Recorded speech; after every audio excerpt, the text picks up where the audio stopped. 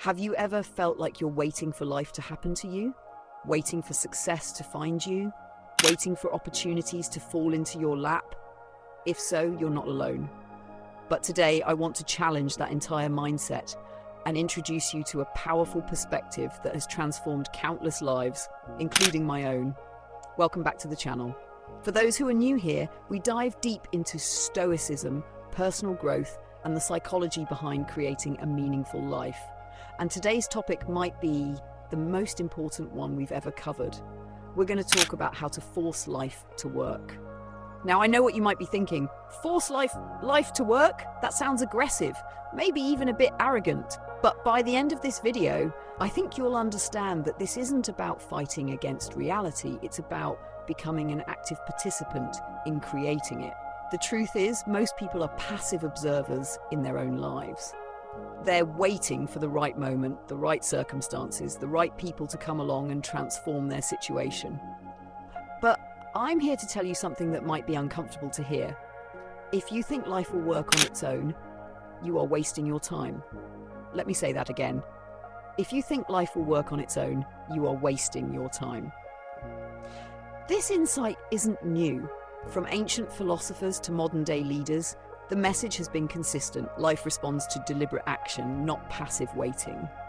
As the context I was given states, right from the days of John until now, this principle has been understood by successful people throughout history. So today we're going to unpack what it really means to force life to work, why most people never do it, and most importantly, how you can start doing it today. This isn't just theory, this is practical wisdom that can transform your reality. Let's begin. Before we can understand what it means to force life to work, we need to recognize our default state, passivity. Most of us were raised in systems that reward compliance, not initiative. From our earliest school days, we're taught to follow instructions, stay within the lines, and wait for permission. We learn to respond to life rather than create it. Think about it. When was the last time you said something like, "I'm waiting for the right opportunity. When things calm down, I'll finally start that project. If only my boss would recognize my potential. I would do it, but the timing isn't right." These statements reveal a fundamental belief that life happens to us, not through us. And this passive approach seems reasonable on the surface. After all, there are many circumstances beyond our control. We didn't choose where we were born, what natural talents we have, or many of the challenges we face. So it makes sense to wait for favorable conditions, right? Wrong. This passive approach is precisely why so many people live lives of quiet desperation, always waiting for something external to change before they can begin really living. Look at the most successful people in any field: business, art, science, sports. The common denominator isn't talent or luck or favorable circumstances. It's their refusal to wait for perfect conditions. They force life to work. The businessman who built an empire didn't wait for the ideal economic climate. The artist who created masterpieces didn't wait for inspiration to strike. The scientist who made breakthrough discoveries didn't wait for ideal funding or perfect laboratory conditions. As our context states, businessman, if it's not working, force it to work.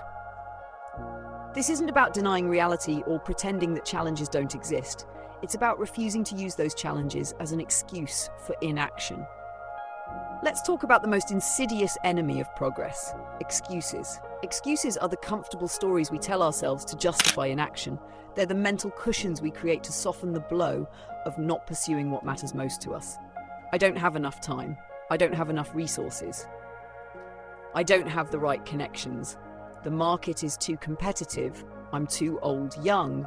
I don't have enough experience. I'm not lucky enough. These excuses sound reasonable. They even sound responsible sometimes. But they're actually elaborate justifications for staying comfortable, for avoiding the discomfort of growth and the possibility of failure. Our context puts it bluntly. If you are somebody who gives excuses, you will never be able to work with me. Never.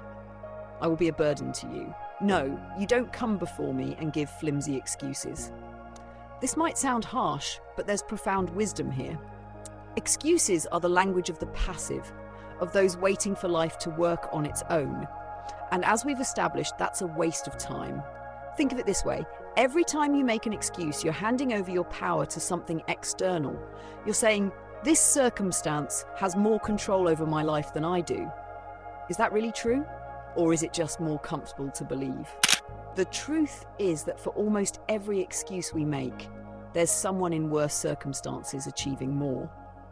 There are entrepreneurs who started with nothing, artists who created despite crushing personal problems, and leaders who emerged from the most unlikely backgrounds. They didn't have fewer obstacles. They just refused to use those obstacles as justifications for inaction. So, what's the alternative to the excuse mindset? The solution mindset. Our context explains it perfectly. Tell me the problem and start suggesting the solution before I continue. This is the essence of forcing life to work. It's not about denying problems, it's about immediately pivoting to solutions. When you adopt a solution mindset, problems become puzzles to solve rather than barriers that stop you. This fundamental shift changes everything. Let me give you an example. Imagine two team members approaching their manager with the same problem. Person A, the client rejected our proposal. This is a disaster. Person B, the client rejected our proposal. I've analysed their feedback and have 3 alternatives we could present by tomorrow. I'd like to get your input on which direction you think is strongest. Who do you think is more valuable? Who is more likely to advance? Who is actually forcing life to work? The solution mindset isn't just about positive thinking. It's about taking responsibility for outcomes rather than circumstances. Our context offers clear guidance here. So my people know, once you are telling me a problem, make sure at the back of your mind you are already prepared to suggest. This is how effective leaders think. This is how successful entrepreneurs operate. This is how anyone who achieves remarkable things approaches life. They don't ignore problems, they just refuse to stop at identifying them. They immediately begin crafting solutions. So how exactly do we force life to work? Our context provides a powerful framework. More knowledge, more grace, more prayer, more counsel. Force it to work. Let's unpack these 4 forces. 1. More knowledge. In every challenge, there's an information gap, something you don't know yet that could transform your approach. The person who forces life to work doesn't say, I don't know how, and stop. They say, I don't know how, yet, and begin learning. Knowledge isn't just academic, it's practical, experiential, and constantly evolving. It means studying your field obsessively. It means learning from failures rather than being defeated by them. It means developing expertise that makes you increasingly valuable and effective. In the age of information, ignorance is a choice. The resources to learn almost anything are available for free or at minimal cost. The question isn't whether you can access knowledge, it's whether you're willing to put in the work to acquire it. 2. More grace. This might seem like an unusual force, but it's crucial. Grace has multiple meanings here. It can refer to social grace, the ability to work effectively with others, to communicate clearly, to build relationships that create opportunities. But it also refers to grace under pressure, the ability to maintain composure and effectiveness when certain circumstances are challenged. And it refers to giving yourself grace, not using high standards as an excuse for self-punishment that ultimately leads to giving up. Grace is what allows you to remain effective when others would crumble. It's what enables you to turn adversaries into allies. It's what helps you persist when the path becomes difficult. 3. More prayer. Whether you're religious or not, this principle applies. Prayer, at its essence, is about connecting to something larger than yourself, whether that's God, a higher purpose, or your deepest values. This connection provides perspective that transforms how you see challenges. It reminds you why your work matters. It helps you access wisdom and insights that aren't available through purely analytical thinking. Prayer is also about surrender, not of responsibility, but of the illusion of complete control. It's recognizing that while you must act decisively, the ultimate outcomes aren't entirely in your hands. This paradoxically makes you more effective, not less, because you're no longer carrying the impossible burden of perfect outcomes. Number 4, more counsel. No one forces life to work alone. The most successful people actively seek wisdom from others, mentors, coaches, peers, even opponents. Counsel isn't just advice, it's perspective that you can't possibly have on your own. It's expertise in areas where you're still developing. It's accountability that keeps you honest and pushes you further than you'd go by yourself. As the context suggests, this is particularly important for leaders. Use this as a CEO. Train your people. The person who forces life to work doesn't just seek counsel.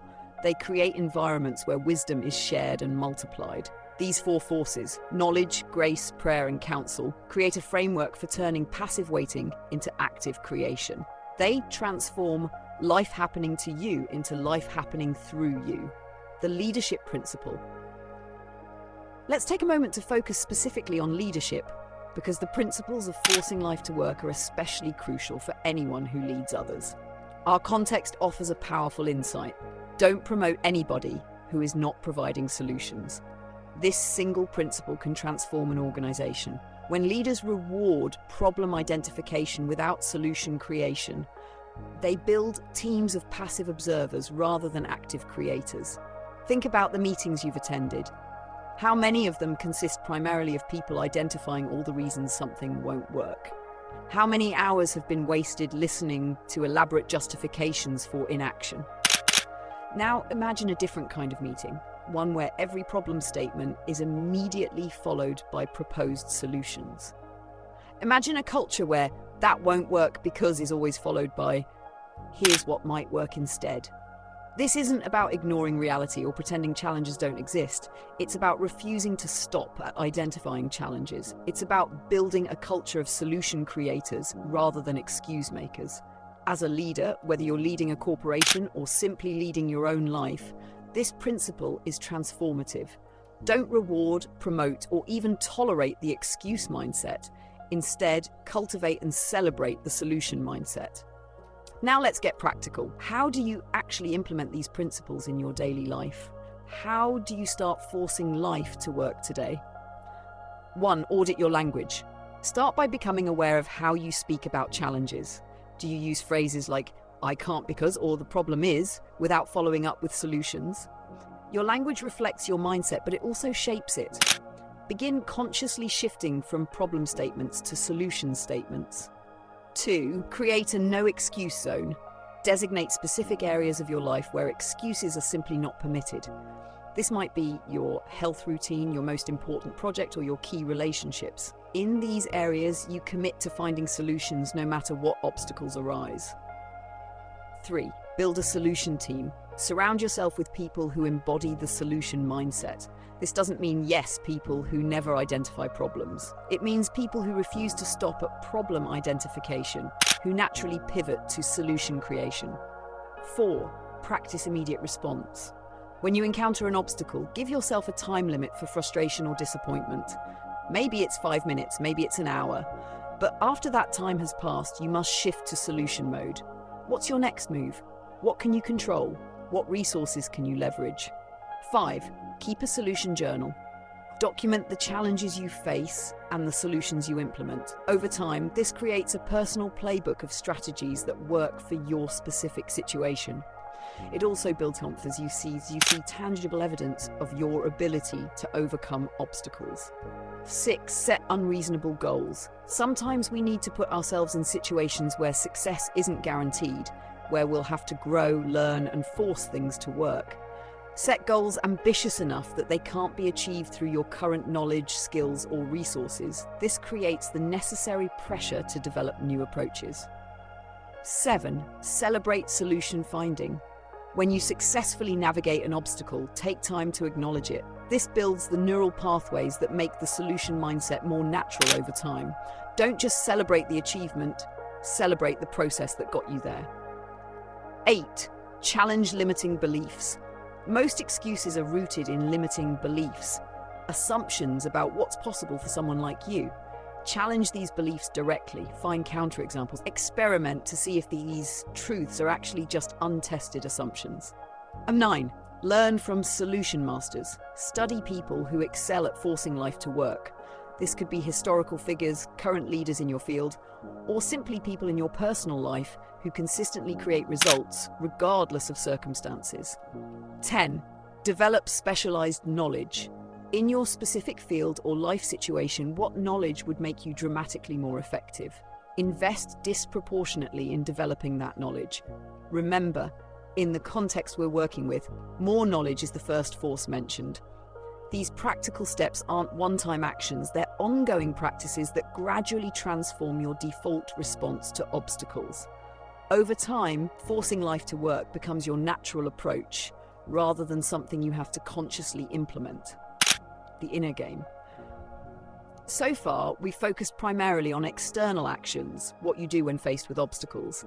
But there's also an inner game to forcing life to work, and it may be even more important. This inner game starts with a fundamental question. Who are you becoming in the process of overcoming obstacles? Many people focus exclusively on results, on what they want to achieve or acquire. But forcing life to work isn't just about getting what you want. It's about becoming the kind of person who can create what you want.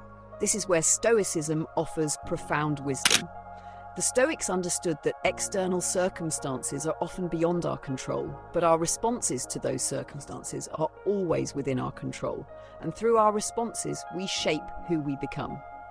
Every obstacle is therefore an opportunity, not just to solve a problem, but to develop qualities that make you increasingly effective at solving all problems. Patience in the face of delays, creativity in the face of constraints, courage in the face of uncertainty, resilience in the face of setbacks. These qualities aren't developed in comfortable circumstances. They're forged through the very process of forcing life to work when it doesn't want to.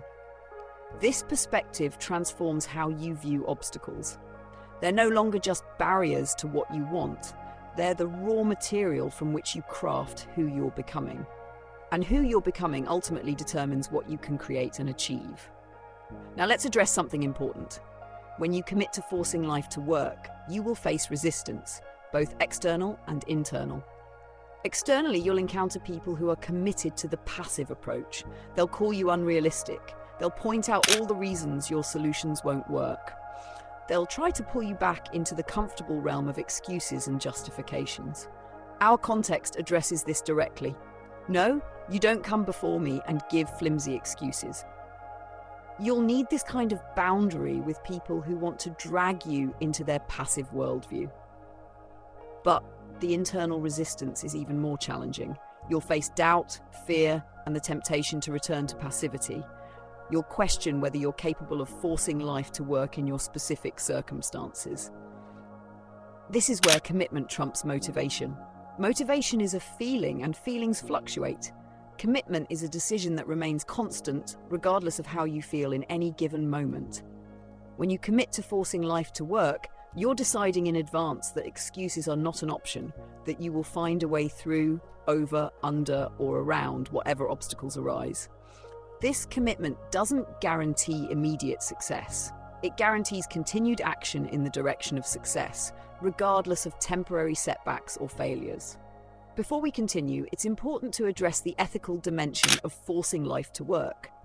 This philosophy isn't about manipulating others, cutting ethical corners, or achieving success at any cost. It's about taking radical responsibility for creating positive outcomes within ethical boundaries. In fact, the most effective way to force life to work is to create value for others. When you solve problems for people, when you make their lives better, easier, or more meaningful, you create a kind of momentum that no amount of manipulation could achieve. This is where more grace becomes particularly important. Grace in how you treat others, in how you navigate relationships, in how you handle conflicts and disagreements. The person who genuinely forces life to work doesn't leave a trail of damaged relationships and burned bridges. They build connections and communities that multiply their effectiveness.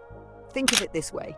You can force life to work for a day through manipulation or cutting corners, but you can force life to work for a lifetime through integrity, value creation, and positive impact. Let's take a moment to consider the alternative to forcing life to work: passivity.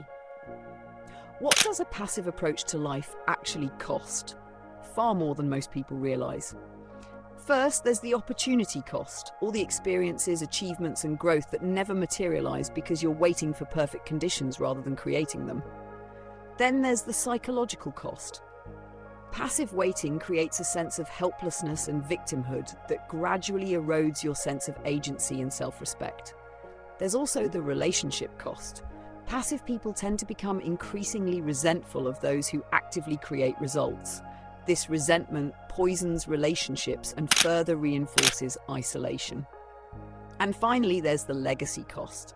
At the end of life, our deepest regrets are rarely about the things we tried that didn't work out. They're about the things we never tried at all, the possibilities we never pursued because we were waiting for life to work on its own.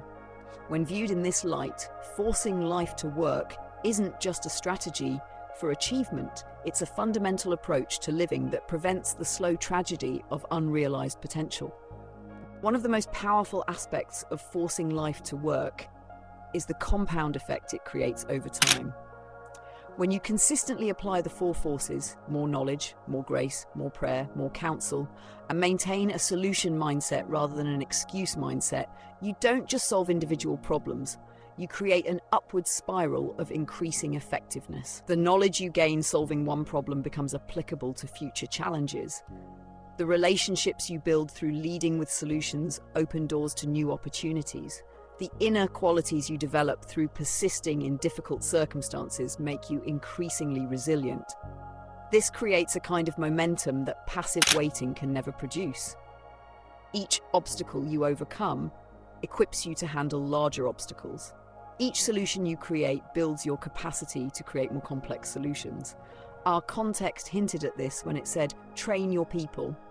The solution mindset isn't just personally beneficial, it's something that spreads and multiplies when intentionally cultivated.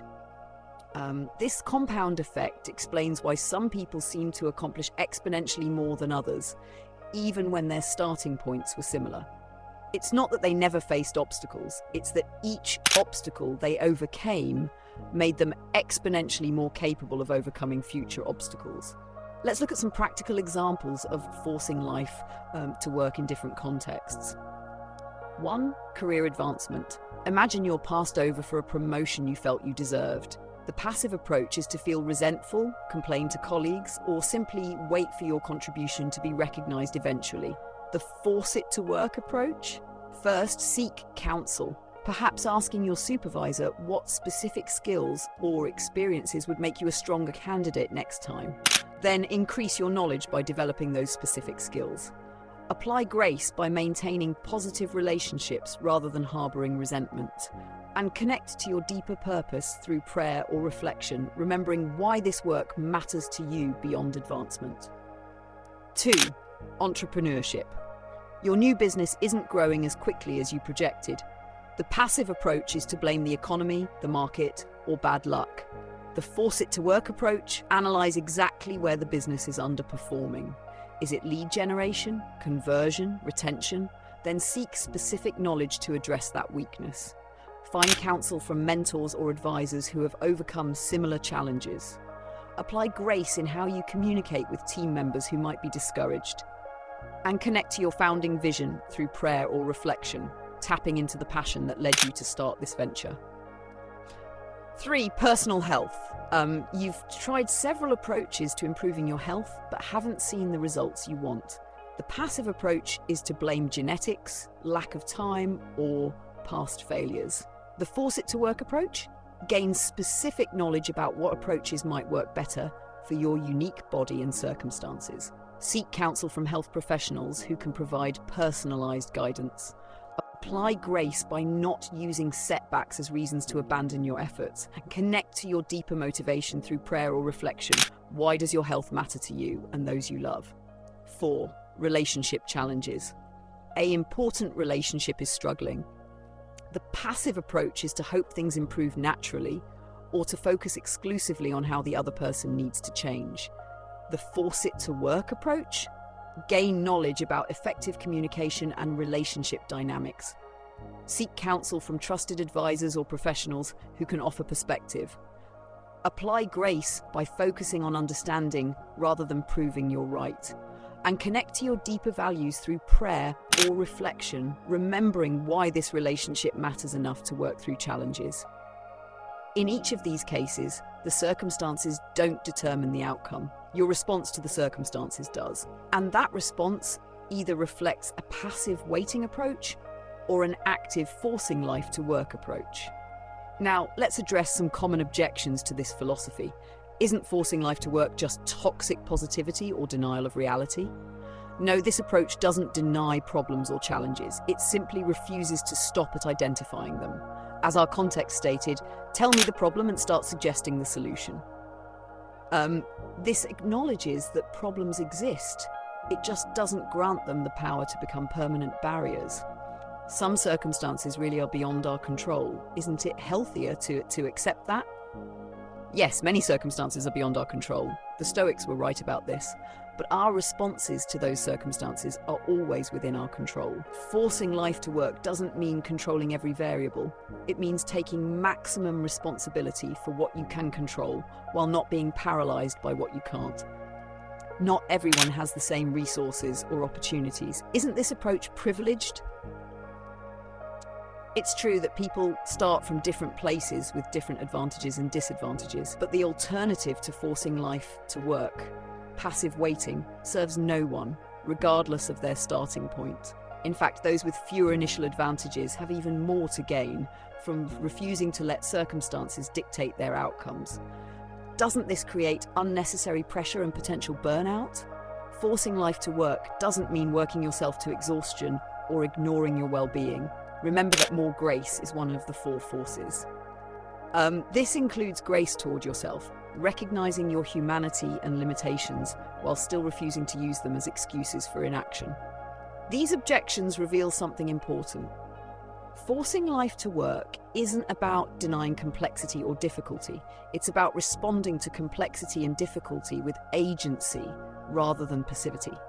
The ultimate test of whether you're forcing life to work is simple. Are you moving forward despite obstacles, or are you waiting for obstacles to disappear before moving forward?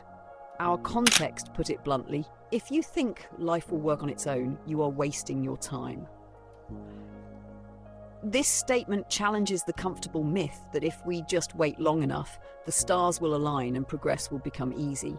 History and experience tell us this rarely happens. Instead, progress comes from confronting obstacles directly and finding ways through them. The person who forces life to work says, "This is difficult, and I'm going to find a way forward anyway." The person who waits for life to work on its own says, "This is difficult, so I'll wait until it becomes easier." The first approach leads to growth, achievement, and impact. The second leads to stagnation, regret, and the slow erosion of potential. Which will you choose? Learning to force life to work isn't a one-time decision. It's a process of integration that happens over time as you consistently apply these principles. This integration happens in stages. 1. Conscious application. Initially, forcing life requires deliberate effort. You have to consciously catch yourself when you slip into passive waiting or making excuses. You have to intentionally pivot to solution finding. This stage can be challenging because you're working against established neural pathways and habits. 2. Increasing fluency. As you practice consistently, the solution mindset becomes more natural.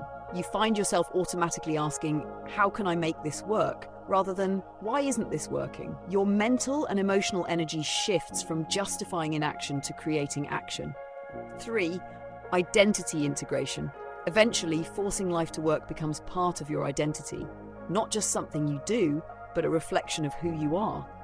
At this stage, passive waiting feels as unnatural to you as forcing life to work once did. You've fundamentally changed your relationship with obstacles. This integration process doesn't happen overnight. It's cultivated through consistent practice, reflection, and the gradual accumulation of experiences that prove you can indeed make things work when others would have given up. Conclusion. We've covered a lot of ground in exploring what it means to force life to work. We've examined the passive default that most people operate from, the excuse mindset that keeps them trapped, and the solution mindset that creates freedom and results. We've unpacked the 4 forces: more knowledge, more grace, more prayer, more counsel, that provide a framework for active creation rather than passive waiting. We've looked at practical applications, the inner game of forcing life to work, and the compound effect that creates exponential results over time. And we've addressed common objections, case studies, and the ultimate test of whether you're truly forcing life to work or subtly waiting for it to work on its own. But now we come to the most important question. What will you do with this information? Will you be someone who nods in agreement but continues to wait for perfect conditions? Or will you be someone who decides, starting today, that waiting is no longer an option, that you will force life to work no matter what obstacles arise? The choice is yours. But remember the warning from our context. If you think life will work on its own, you are wasting your time. Your time is precious. Your potential is immense. Don't waste either by waiting for life to work on its own. Start forcing it to work today. Apply more knowledge, more grace, more prayer, more counsel. Tell yourself the problems you face, then immediately begin suggesting solutions. Train yourself and those around you to view obstacles as puzzles to solve rather than barriers that stop progress. Because ultimately, life doesn't work on its own. It works through those who are courageous enough, persistent enough, and creative enough to force it to work. And you can be one of those people, starting right now. Before we end this video, I want to give you a specific challenge. Identify the single biggest obstacle you're currently facing, the thing that's preventing you from moving forward in some important area of your life. Now, instead of focusing on why this obstacle exists or why it's difficult to overcome, spend the next 24 hours focusing exclusively on how you might overcome it. Apply the 4 forces. What specific knowledge might help you navigate this obstacle? How can you approach it with grace rather than frustration? How can prayer or reflection connect you to your deeper purpose? Whose counsel might offer valuable perspective? Then share your obstacle and your solution approach in the comments below. Not only will this help you clarify your thinking, but it will inspire others who are facing similar challenges. If you found value in this video, please give it a like, share it with someone who needs to hear this message, and subscribe to the channel for more content on Stoicism, personal growth, and creating a meaningful life. Remember, life doesn't work on its own, but it does work through those who are determined enough to force it to work. Thank you for watching, and I'll see you in the next video.